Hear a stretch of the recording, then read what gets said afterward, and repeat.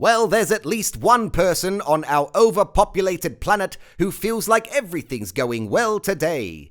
Dan the Man Andrews has won over the hearts and definitely the minds of voters in another Danslide election victory, becoming Premier of Victoria for the third straight term, despite a 6.2 swing against his Labour Party and the lowest voter turnout since compulsory voting was introduced. Opposition leader, the Drudge. Who was the opposition leader? Yes, what was his name? Yes, that guy. What was his name? That Matt Guy. Matt Guy. Well, Matt Guy, the opposition leader, barely rated a mention throughout the election, unable to break through a Teflon-coated consummate professional like Andrews. His signature sledgehammer style obliterating any doubts or questions about his progressive, socialist and partisan leadership. Christinia Solich joined the throngs of Victorian comrades celebrating the continuation of the Andrews regime. Old mate Dan has done it again, with a little help from his friends, including paid consultants, an army of social media followers, and marketing and advertising firms. Dan has maintained his stranglehold on power in Victoria, earning the support of an entire 36% of the state.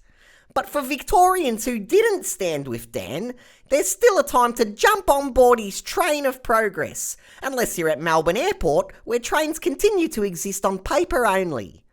The most progressive politician in Australia has progressed Melbourne to number 5 on the world's least affordable housing markets list, number 1 in accumulated debt in Australia, and number 1 in COVID deaths, despite also being number 1 in the world with our 262 days of lockdowns during the pandemic.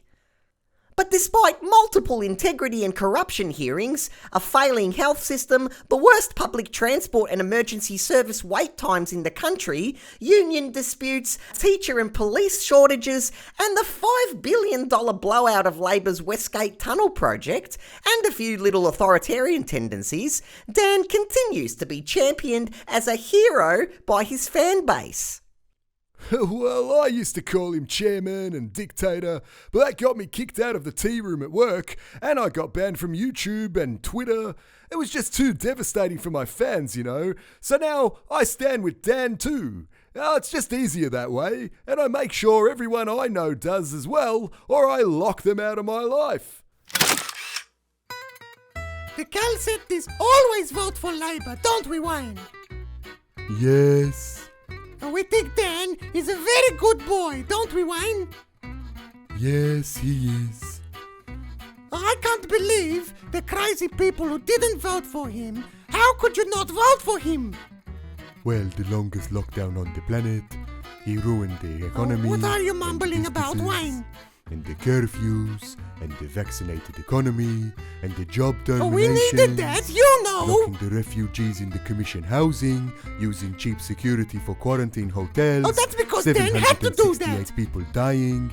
And we have the to do what he inquiry says, commission, where he couldn't remember who made the decision to hire them, and then make the police force shoot the people for protesting. Shut up, Wayne! Mabel and Dorothy Kankel have been voting for progressive socialist leaders for 8 long years and can't believe anyone could vote differently, especially after being kept safe and effective by Dan throughout the pandemic. I love that Dan doesn't have to waste time going out in public and attending things, you know, where people are. Oh, God, no. He doesn't run with the riffraff like us. He's too busy being a man of the modern world, Dot. Using social medias to boost his presence and influence. Oh, what's a social medias? Oh, well, it's what Dan Andrews uses to get his message across to the people. Oh, well, why doesn't he just go on the radio and do interviews on the telly? Because he's progressive like we are now, Dot. Why do an interview on TV that people might not like when you can just go on the internet and tell them what they need to hear? Oh, you remember the press conferences he did every day during COVID? Oh, he was magnificent, wasn't he? I loved when someone asked a question and he made him sound like an idiot. So the people have spoken and Dan is ready for another 4 years, promising to do whatever needs to be done. And Victorians know he'll use whatever means necessary from his, quote, catalogue of unethical, inappropriate behaviours and concerning practices, as the Anti-Corruption Commission has previously pointed out. Christinia Solich, INN News. 2023 will see Andrew surpass 3,000 days in office, becoming Victoria's longest-serving Labor Premier. So Melburnians can look forward to another statue of a white male politician that his supporters can genuflect in front of in between campaigning for all the others to be torn down.